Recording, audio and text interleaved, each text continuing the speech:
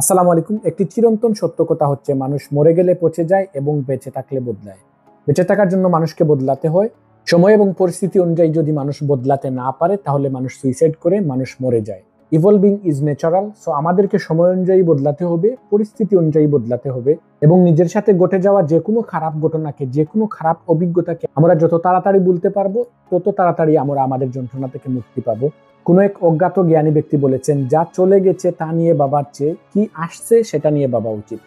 এখানেই আমরা অনেকেই মিস্টেক করি যে আমরা আমাদের সাথে কি ঘটেছে সেটা নিয়ে আমরা চিন্তা করতে থাকি, কি আমাদের সামনে আসতেছে সেটা নিয়ে আমরা চিন্তা করি না।